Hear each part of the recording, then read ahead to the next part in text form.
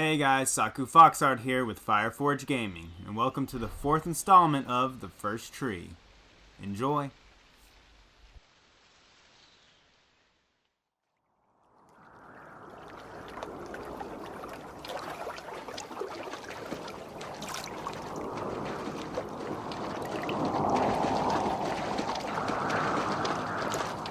Joseph, you can't go to sleep feeling like this. I'm sorry for everything, and I know you need space, but I'm here for you. You don't need to feel so lost.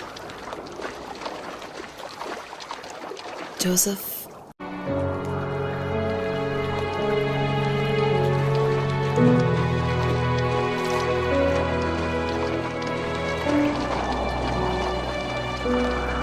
You know what it's like not to have a mom at home. And you know how hard that made my childhood. What helped me was watching the birds in the morning before the school bus came. I thought that my mother was one of those birds, and it made me want to be free like her. My mom taught me how to fold origami cranes while she was in the hospital. So I told myself I would fold one every day until I could fly myself. I think we both have always loved animals, and for me that love started with a dog. Sometimes this Rottweiler would come up to our property line and wait at the fence for me, but only once in a while. I was sure to check every day immediately after school, and it usually ended in disappointment. I would even steal money from my passed-out dad just so I could buy these off-brand dog biscuits. Even when she did stop by, she never went beyond the fence. Why was she so scared?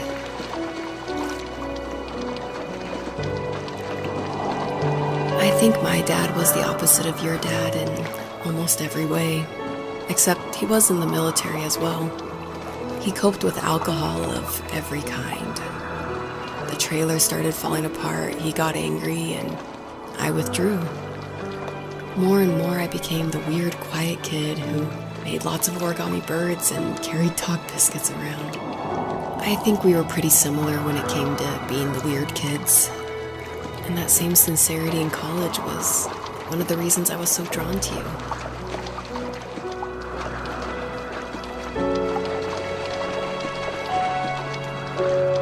Life got worse and worse, and at one point, I really didn't think I could survive another day with my soul still intact. I had no real friends, let alone neighbors, since we lived in the middle of nowhere. I should have talked to my teacher, but I was scared what he would do if he found out. As I waited for the school bus one morning, I walked around until I found something in an abandoned shed. Something I can't put into words.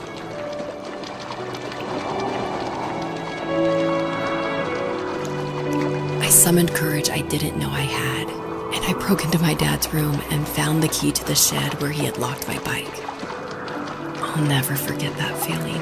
The wind rushing by my ears as the sun rose over fields of wheat. I was flying for the first time.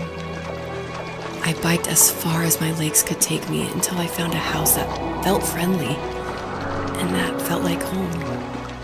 Those strangers helped me in so many ways. And if it wasn't for them, I wouldn't have found my foster family.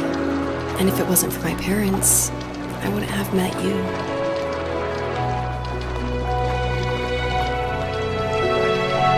You have strength, Joseph, and you're not as alone as you think. It's all just so pointless, just waiting for life to happen. It's like having the home I always wanted is cursed out of my reach. The thought of being a parent myself, how could I do that when I couldn't even be a good son? I'm sorry, I know what you're saying. I just don't know how things will work out. These quiet hours will turn into years. We'll wonder which roads passed us by. Then we'll forge a new road together. Besides, I discovered for myself that one fateful morning where any hopeful road leads to. There may be thorns and mist, but it always leads to the same thing. And what's that? family. I'm so glad that you're part of my family, Rachel. And I'm glad you're part of mine.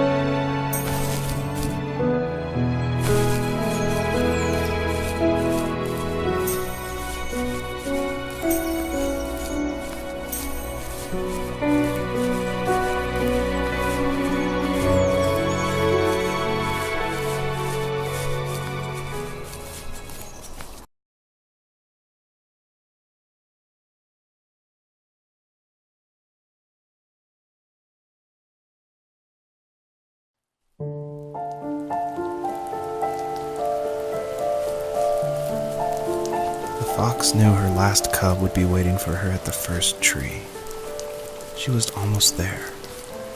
The rain cascaded onto the Jade Valley where the entrance to the tree was.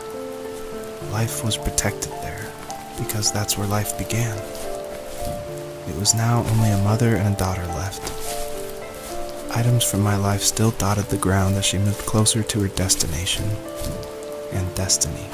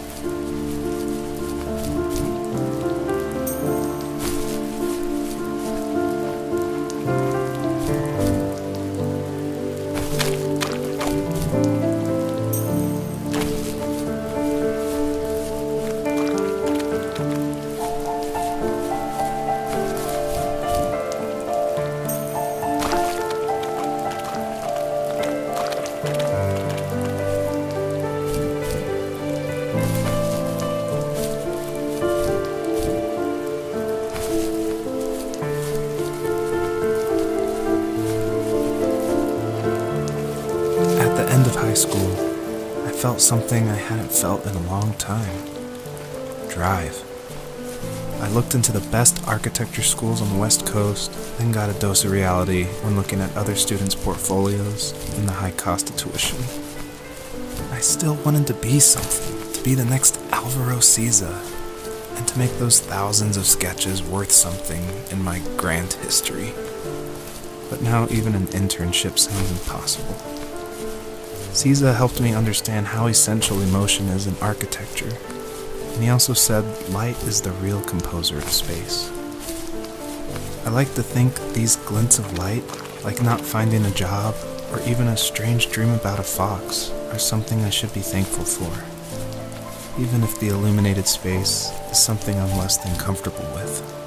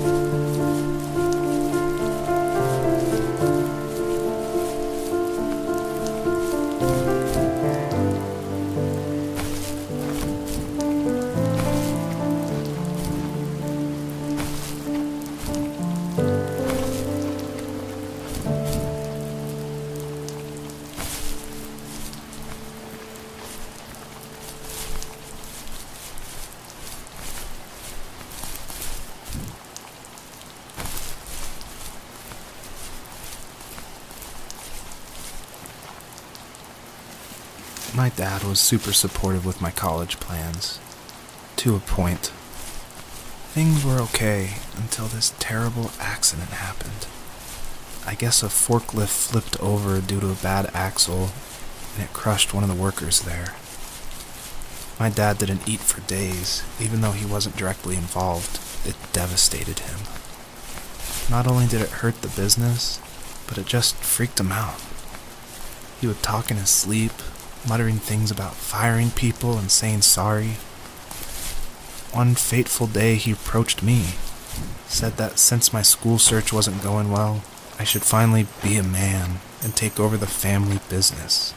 He said one day he was going to die, and that all of his work, sacrifice, and even that man's life would be wasted in vain. I just lost it. Teenage me just exploded at the thought. I screwed up. I said things I shouldn't have. He was having a crisis, and I pretty much spit in his face.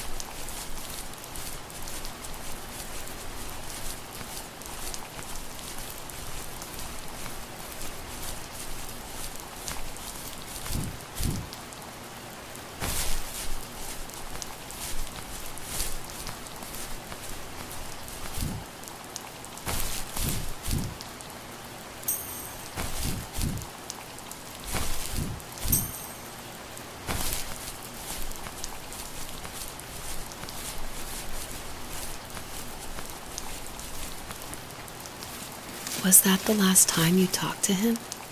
No, I called on holidays, and he would call on my birthday. I guess we acted like nothing ever happened, which was stupid. I didn't want to ask about his lumberyard, and I'm sure he didn't want to ask about my job search. I never went back and visited. I think the last conversation we had was about what movies we had seen and what exactly a best boy is in the credits. I thought he would be here so much longer.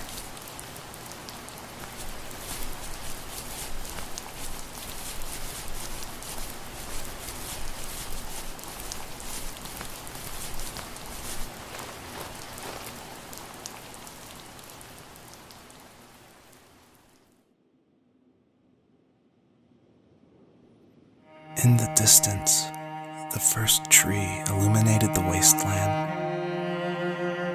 She couldn't go home anymore. She did the only thing she was capable of: moving forward. My dad died alone in the middle of the wilderness. I should have been talking to him more. I should have done a lot of things differently. If the first tree on earth brought life with it, if it taught the birds to sing and fly and showed saplings how to grow, what could it do for us?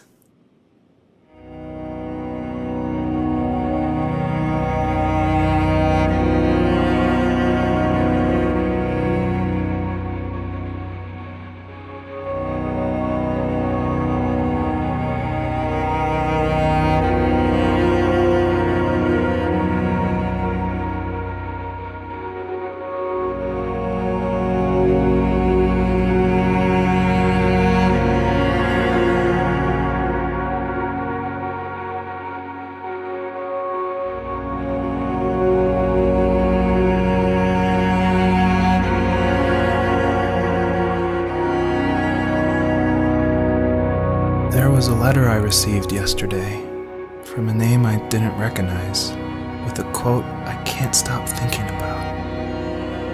Death is not the opposite of life, but a part of it. More and more, I'm realizing one important truth. Each of us have our own journey to the first tree, but sometimes I'm not sure I'm ready to take that first step. You already have my love.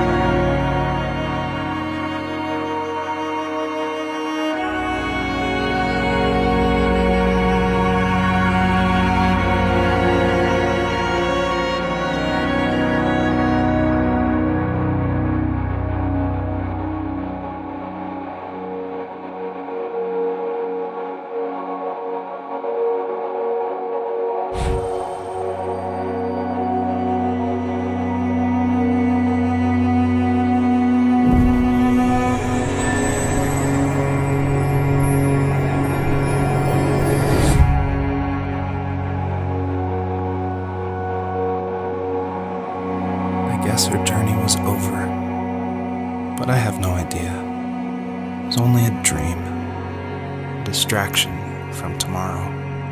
I don't think dreams normally bring back to memory so many important feelings. Maybe it was just a dream, but it was also a gift. Yeah, I suppose. But tomorrow we're getting on a plane to the last place on Earth I want to be. The only person that would have made the trip worth it is gone. You're going to see him and be with him one last time before you say goodbye. I have one last quote for you by Emerson, sealed in an imaginary letter from me to you. It is the secret of the world that all things subsist and do not die, but only retire a little from sight and afterward return again. Go to sleep, my love. We have a big day tomorrow, but I'll be there with you every step of the way. Thank you. Thanks for listening. Good night, Rachel. Good night, Joseph.